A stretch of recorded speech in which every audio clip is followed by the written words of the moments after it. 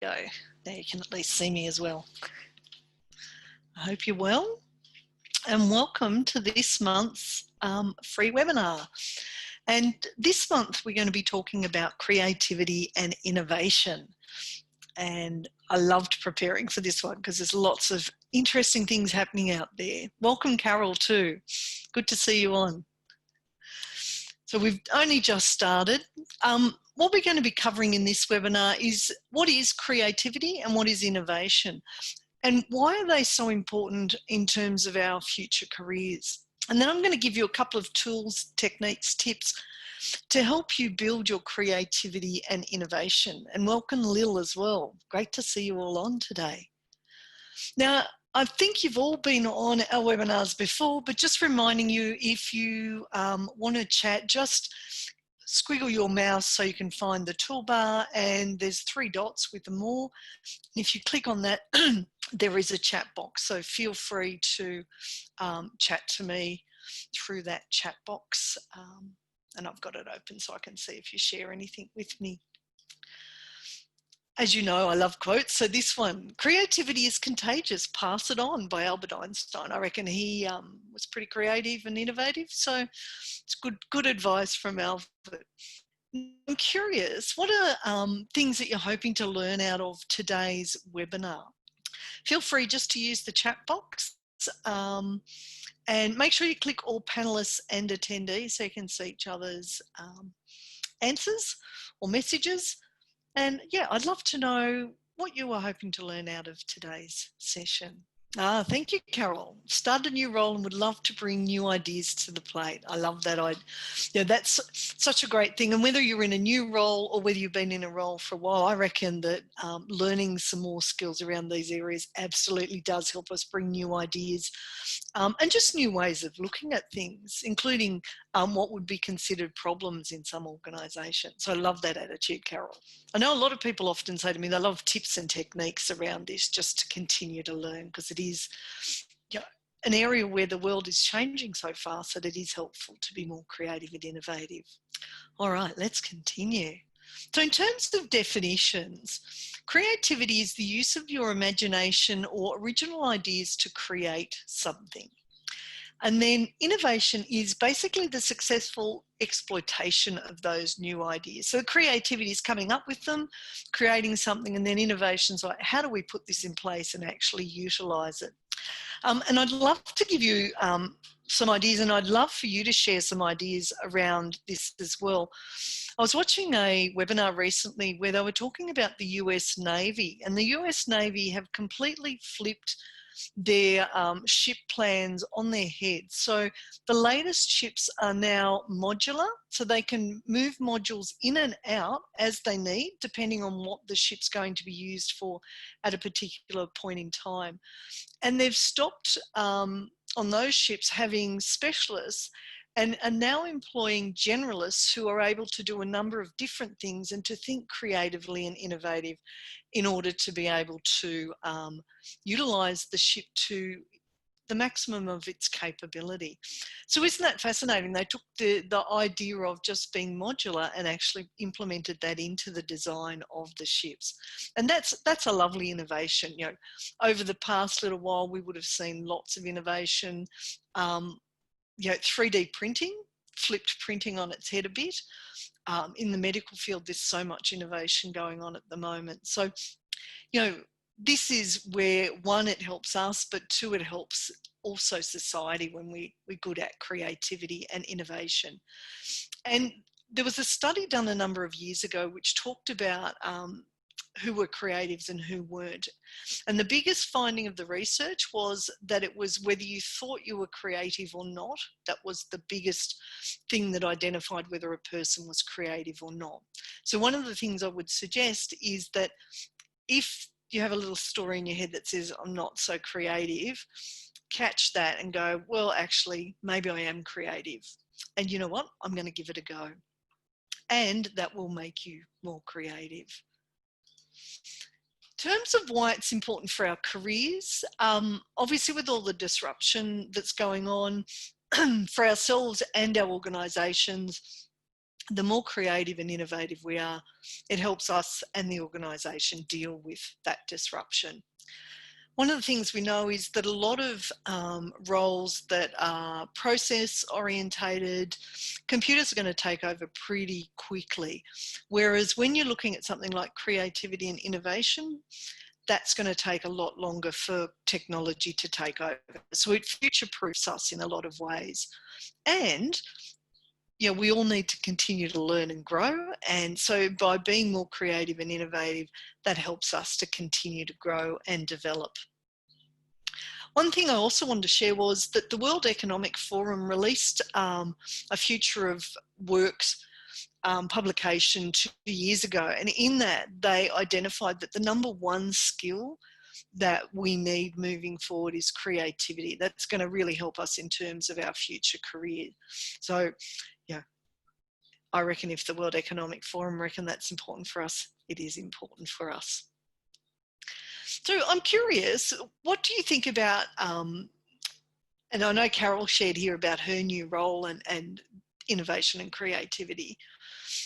Lil or Sarah Jane, have you got any comments about how this could also help your careers or your current roles?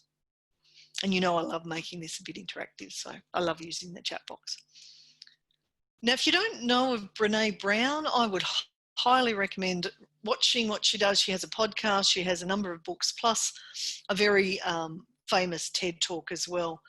And she talks about there is no innovation and creativity without failure, period. And we're going to come back to that because part of being innovative and creative is we're not always going to get it right. And so we have to be okay with the fact that part of this process is actually that we will fail from time to time. And in fact, the more we fail, probably the more likely we are to be more creative and innovative.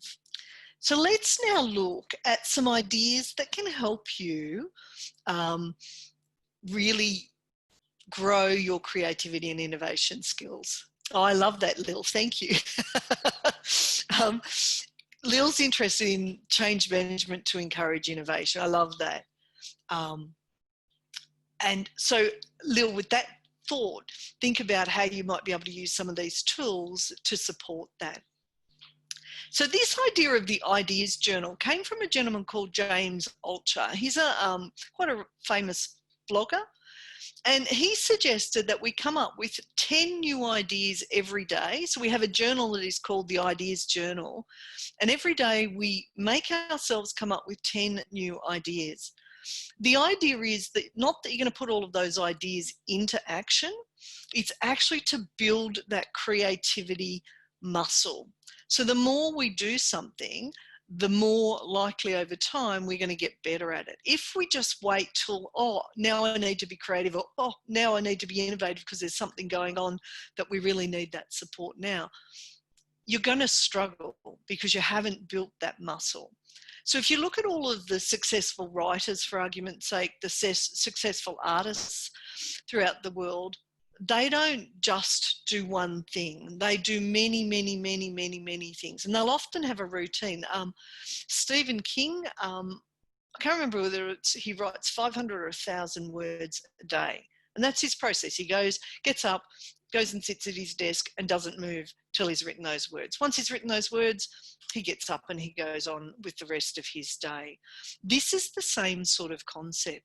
So if you carry around with you, or you could even use the notes function on your phone, and just every day have a reminder in your calendar, okay, I need to come up with 10 new ideas. Now, when you first start, they'll probably come reasonably easily because you haven't had to do it before. Over time, you'll build that muscle because you go, oh, I came up with that 2 days ago. Oh, what's another idea? And the idea is to just continuously think of, okay, how do I come up with this new idea? How can I take something that I'm currently looking at and maybe innovate on it a little bit, for argument's sake? And the more you do that, the easier over time it will become. Now, I would also suggest, because we know that when we celebrate what we do, we're more likely to do it again, that one, I'd put it as a calendar reminder. So every day it pops up to say, have you written your 10 ideas? And then the moment you've written the 10th, do the party dance, because we know when we celebrate it, we're going to want to do it again tomorrow. And don't beat yourself up if you look at them and you go, oh, they're not the best ideas. That's not the point. The point is to build the muscle of getting used to coming up with new ideas. I really love that idea. It's quite a clever one. Now, the next one is flipping your assumptions. So often our assumptions are sort of sit in the back of our mind. We're not really conscious of them. So one of the things I like about this particular approach is it brings our assumptions to the forefront of our mind, so we're aware of them. And when we're aware of them, this approach basically says, well, flip them. So you get another insight, because our assumptions may or may not be correct. They may be based on beliefs that are limiting, and they may no longer be useful. So I'll give you an example. If in your mind you say, I'm not creative, then flip that and say, I am so creative. And just notice that difference. And if you hear the word, oh, I'm not really creative, that's a limiting belief. And I bet if you looked for evidence, you could find evidence of where you have been creative. In fact, I'd love for you to share one example of where you have been creative. So feel free to use the chat box while I'm sharing some other ideas or some assumptions that people may have. Now, in organisations, there'll often be the thought, well, we don't have a lot of money to innovate. Flip that assumption, we don't need any money to innovate. And I'm going to give you an example here of how flipping the, I need lots of money to I don't need any money on its head can actually play out in real life. There is a gentleman called Kyle McDonald, and Kyle McDonald was a Canadian blogger, and he used to play this childhood game, and it was about swapping things for other things. And so he came up with this idea of the red paperclip challenge.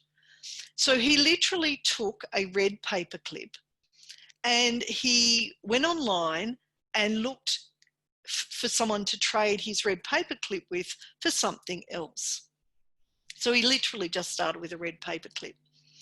12 months later and 14 trades later, which is not a lot, he ended up with a 2-story farmhouse in Saskatchewan in Canada, simply by starting out with a red paperclip and being brave enough to ask someone, would you be prepared to trade?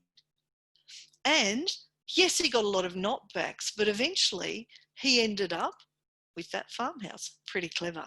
I was in a business mastermind once. Graham and I were both in this one, where we went to a conference in Las Vegas and we were given this particular challenge with the paperclip. And we were given 6 hours to go and trade. And we ended up with 2 tickets to a really great show in Las Vegas. So people will do it. If you're willing to be playful around it. And we just explain, we're over here from Australia, we're in a business mastermind, and this is our challenge. Would you be willing to trade our red paperclip or our paperclip for something else?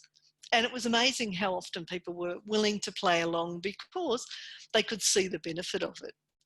Lil, I like this. Introduced a weekly fun blog to entertain my 142 colleagues. Was prepared to look like a goop to keep them smiling. And I've seen that fun blog, part of it, what Lil does, and she does a great job. And, we have to get over that seriousness, because if we're serious, we're not going to push the boundaries.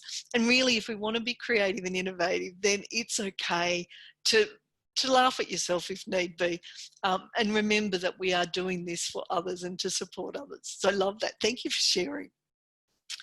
In some companies, there might also be an assumption that, it's the R&D area that are the innovators. And really, in every organisation, 100% of us should be the innovators and the creators.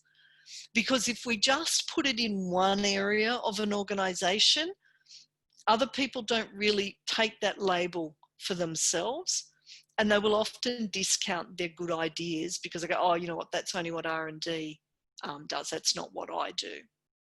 All of us can come up with good new ideas. In fact, one of the things I often suggest to people is, what are you tolerating at work? So are there areas of stuff at work where you think, oh, the moment you go, oh, that particular process is right for you to look at it and improve it. And so look at what you and those around you are tolerating and think about, can we improve this and make it perhaps more streamlined, more fun, whatever, to make sure that we improve it from just being mere toleration. Another concept I really love around flipping assumptions is to think about how much money could we allocate to what, if you were an entrepreneur, we'd call seed funding. So, yeah, it might be something like 0.5% of the operational budget or 1% of the operational budget is set aside for groups of people or individuals within organisations to be able to be creative and innovative. In fact, Google used to have the 20% time, where they would allow their staff for 20% of their time, so basically 1 day a week, to work on something that really interested them, that they thought could grow the business. And a lot of great ideas from Google have come from that 20% time. And that, well, some businesses will see that as an expense. Other businesses see it as, wow, this is an investment in future potential, because the more we stay the same, the more we'll eventually fall behind as businesses. So it is really important to think about, how do we start getting everyone thinking they're creative and giving them a little bit of money if need be to be able to invest in that process. Now, I'm sure the next one will resonate with most of you. In a lot of organisations, the phrase that we use a lot when people raise new ideas is "no but." And a really good way to change that and to improve the culture around creativity and innovation is to change the "no but" to "yes and." What this does is it supports the idea, it keeps it on the table, and it allows others to add to that idea. Now, it doesn't mean every idea we're going to adopt, but it certainly allows the team to discuss those ideas and think about, how can we apply this moving forward. We spoke a little bit earlier about celebrating them. So when someone does raise it and the group sort of moves it forward and comes up with quite a good idea, make sure you do that party dance. The other thing that is so important in both of these areas of creativity and innovation is that we need to be playful. Again, if we're serious, we know that that actually works against us and our brain. The more we have fun, the more the blood flow stays at the front of our brain, and we are far more likely to come up with better ideas. Notice in meetings where, say, the leader starts to frown, notice the mood change in the group. You'll see less people being willing to put up new ideas. Whereas if the person who's leading the meeting is like, okay, yes, and share, and they're fun and they're smiling, that keeps the blood flow here for themselves and also the rest of the team. And that encourages them to, again, be more creative and support those new ideas. Another concept I think that is really important is that we reward the effort and also the action that people take around being creative and innovative. Where we don't reward it, and that often happens when we say no but, what we see is over time people just stop putting up new ideas. I remember many years ago I read a story about a gentleman who actually came up with the concept of a proper supermarket with the aisles and everything. So he worked in one of those general stores, and back in the day, basically what happened is a person would come with their list, and usually it was the lady of the house, come with a list of what they needed. And then the person behind the counter would take that list and go and get all of the items for the person, bring it back to the counter, and then off that person would go. This particular employee was really creative and he kept making suggestions. And he's like, oh, we could change this, we could do this, we could do this.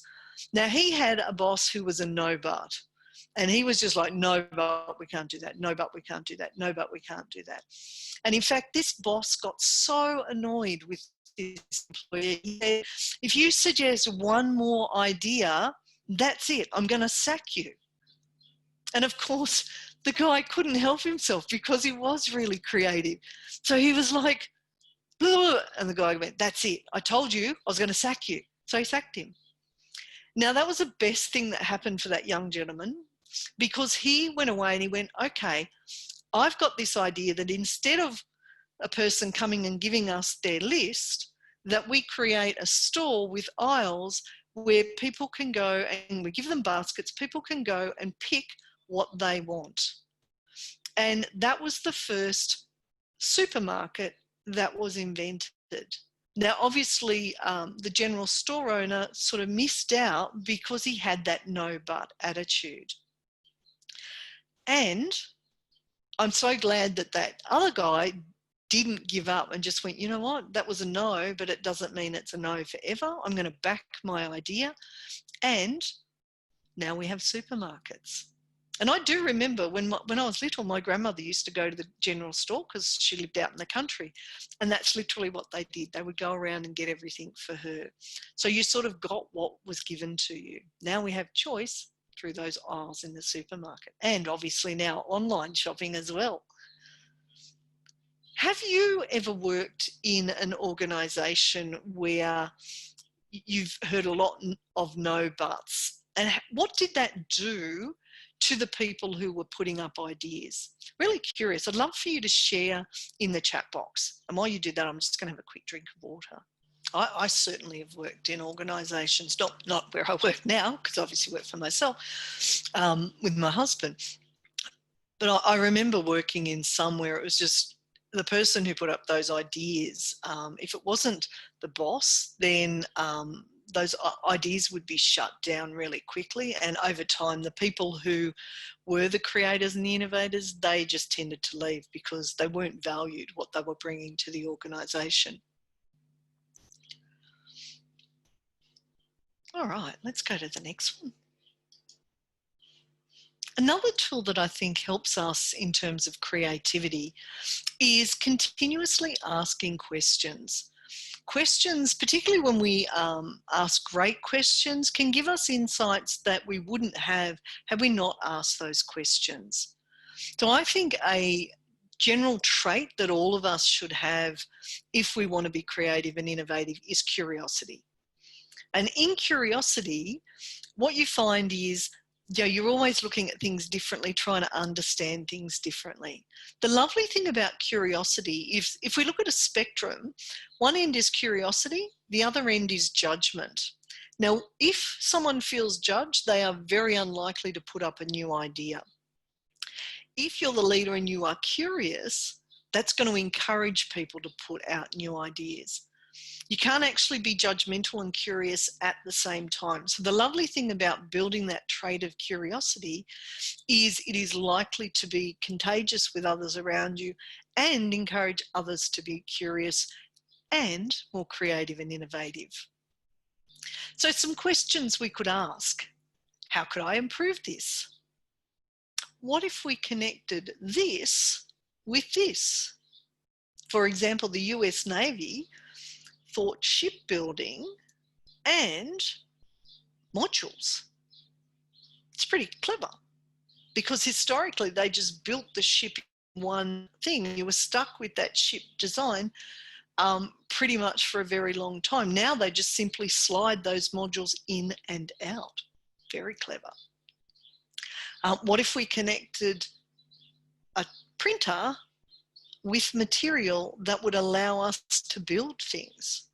So now 3D printing is used for things such as building apartments, building houses, building clothing, and so many other things. It's extraordinary.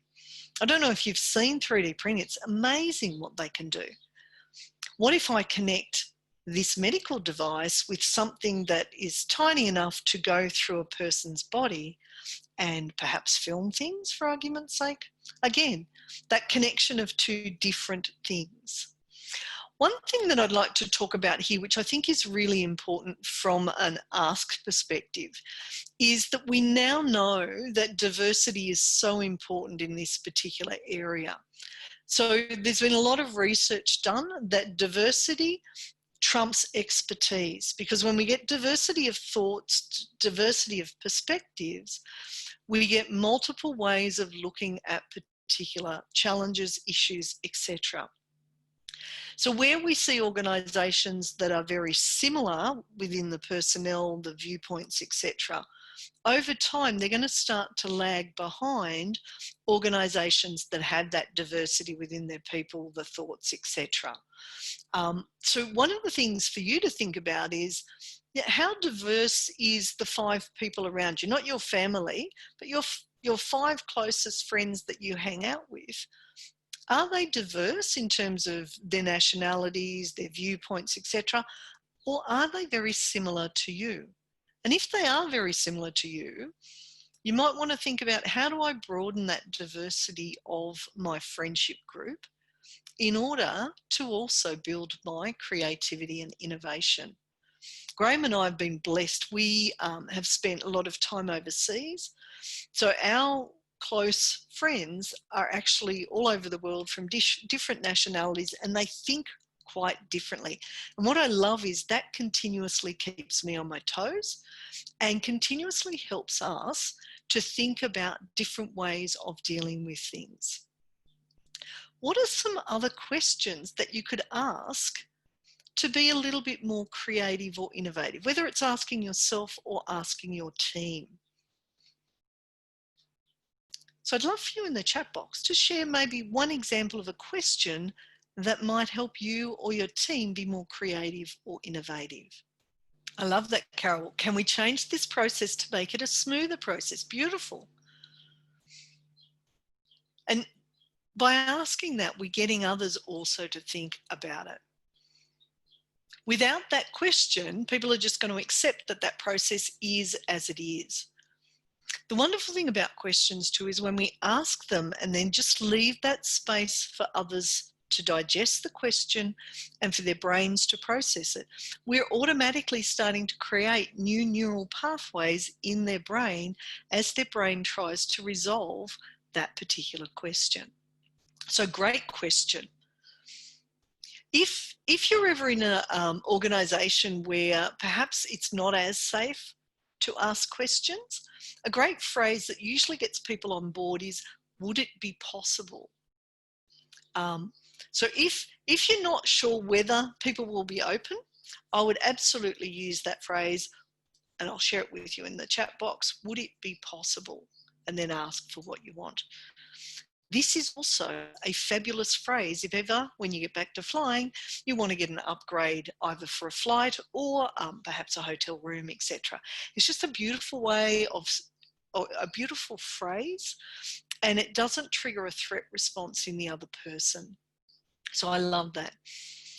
Another one I would think if I'm leading people is, how can I support you through this? Yeah, it is, isn't it? Thank you, Carol. It is a great idea, and it sounds positive as well. I got that particular phrase from Robin Sharma, who is our coach, and he just, when he uses it, you just see people go, oh yes, I'm pretty sure I could do that. And again, once he asks it, he leaves space for them to digest and for their brains to work it out. So again, just beautiful phrases. All right, let's go to the next slide. Now, I'm not so good at this pronunciation, but Tsurushiro Honda, who created Honda, said the following quote, which I really like: success represents 1% of your work, which results from the 99% that is called failure. One of the things we know about, or two of the things we know about success is that it is messy and it absolutely is non-linear. Now, our brain wants it to be not messy and it wants it to be linear. So part of being creative and innovative is accepting that it is going to be messy, it is often going to be hard, and you might think it's going to go in a straight line, but actually it's probably going to go wiggle up, wiggle down, bit up, oops, and back down again, and then eventually we'll get to where we want to go. The other thing is, and I love this particular quote, if you know where you're heading, you are not innovating. So if we want to get really innovative, then we'll have a vague idea of where we're heading, and we will keep reiterating that and failing quite a number of times before we get to that end result. So when we see those really innovative ideas, behind them, we often don't see the failures that represent the iterations to get us to that end result.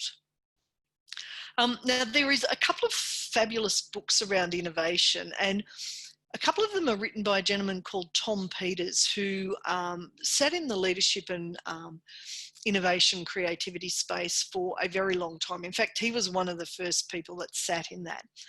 And he has a book called The Excellence Dividend. And in that book, he talks about one of the things that he's learned over his many years of working with organisations that have been successful over time. And I'll just put the name of that book in the chat box so you've got it.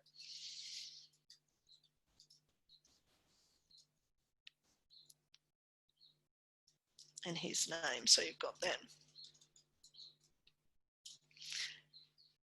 Is that he said, there's the acronym JJI, and JJI stands for Just Jump In. Part of being innovative, part of being creativity is taking action. So don't spend massive amounts of time planning to try and get the ideal result, because you are going to fail along the way. Yes, have the direction, have it approved. Don't obviously waste lots of resources, but just get in and start taking action. And I love this second one, and it's WTTMSW. And it stands for whoever tries the most stuff wins. Because again, what we see in the highly creative, and he talked in the book about Johann Sebastian Bach, and he said, yeah, there were lots of composers when he was around, but he just consistently completed his music. And so over time, he ended up with thousands of pieces of completed music, so that, you know, some of them were rubbish. However, they allowed him that long lastingness because he didn't quit. He accepted that just that reiteration, that failure was part of the process. And a lot of organisations now sort of consider the idea about failing fast in order to succeed quickly. And I read a beautiful quote by a gentleman who's actually an Australian, Phil Daniels, and he said, reward excellent failures and punish mediocre successes. And what he was saying with that quote is really encourage your people to be willing to, you know, go in and try and create something that maybe is beyond what we're capable of at the moment. Reward those, pull them apart, and think about, well, how can we use that knowledge to build on to create what we're trying to aim for? Now, I'm sure all of you remember when phones were phones on a wall or on an actual handset. And then someone came up with the idea of the little, well, they were bricks back then, where you made phone calls and you could carry them around. And then eventually they started going, well, what if we include this and this and this? So camera, voice recorder, email, etc. And so obviously in the whole field of mobile phones, they are constantly innovating on the idea of what can a phone do. And in fact, if you look at the computing power of our phones nowadays compared to computers even 10, 15, 20 years ago, it's astonishing how rapidly we've been able to improve that technology. And the thing is, it's only going to get faster. One quote I often use, or statistic I often use, is that until the beginning of the 20th century, our human knowledge doubled once a century. It's currently doubling once every 13 months, and that's because of the amount of technology change that we're seeing. And it is expected in the future to come down to 12 minutes. That's astonishing, isn't it? And every time they innovate, they are going to fail. And from those failures, they learn, and then they add to that in order to improve what they do. So how do we encourage people to understand that failure is just part of the innovation and creativity process, rather than stopping people the moment they've failed and holding them out to dry and go, oh, look at that person, failed, and getting rid of them? Because if we do that, obviously our culture is not going to, in our organisation, people are not going to want to put up new ideas. So I'm curious, and I really would love for you to share this one. Where have you failed, which has actually allowed you to move forward from maybe a creativity, innovation, or even just a job role perspective? And the reason I ask this is we often think of our failures as bad things, but actually if we ask that question, okay, well, how did they help us get to that next level?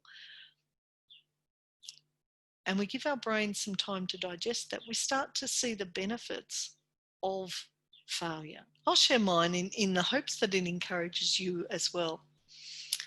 My first day of my first professional job, I arrived late because I had been given the wrong address by the firm. It was an accounting firm. And because I was late, I wasn't the only one, some other people were late, we got sent off to a DOS training course. And I paired up with a woman who had already been in the course. And the first thing they asked us to do was format a floppy disk. And they were the floppy disks back in those days. Unfortunately, we didn't quite read the instructions well, and we formatted the hard drive. Now, that particular laptop was my audit partner's laptop. So we had to go out of that training and explain, I hope you've backed up your hard drive because we've accidentally, and he went, because he hadn't backed up his hard drive. Now that failure, because it was an uh-oh moment, taught me a number of things. One, to check to make sure, particularly if I'm not sure what I'm doing, that I'm doing the right thing. And two, that those failures help me be okay with failing and going, well, you know, no one died, so it's sort of okay. And often now, you know, when I used to work with my teams when I was working in government, sometimes they'd come in going, oh, and I go, has anyone died? And they're like, no. And I go, okay, that's good. What's the problem? And they go, oh, this didn't work. And I go, okay, that's okay. How can we fix it? What can we do to move forward? So remember that your failures, and particularly in leadership, the failures generally create the better leaders. And I think failure for us in terms of creativity and innovation is actually an essential part of that process. Don't avoid it and don't be embarrassed when you fail. Just go, yes, okay, I've done that one. How can I learn and grow from this? And just keep moving forward, because eventually you'll be able to solve it. And one of your questions might be, who else can I partner with to make sure that we make this a success? Now, creativity is a function of leadership. It requires navigating uncharted territory and having the courage to face adversity to bring your vision into fruition. So I think that it's really important that you do understand it will be messy, that you're not always going to get it right the first, second or third time. If you've got that vision of why you're doing it, why it's important, stick with it. Obviously reach out if you need help. We're always here to support you, but don't quit. You know, Edison was famously interviewed about inventing the light bulbs, and a reporter said, you know, you've failed 9,999 times. You are such a failure. He said, no, I'm not a failure. I've just learnt 9,999 ways not to build a light bulb. And thank goodness he continued, because otherwise we'd all be in the dark. That wouldn't be good. So I'm curious, what are you going to do differently? Which of those ideas are you going to take away with you and apply to boost your creativity and innovation? I'd love for you to share in the chat box. Now I'm going to share some resources. Thank you, Carol. Ask great questions. Such a beautiful thing to do, and it empowers those around you as well. Love that. I'd even encourage all of you just to Google, what are the latest innovative ideas of 2020, for argument's sake. It's another good way of thinking a little bit more creatively.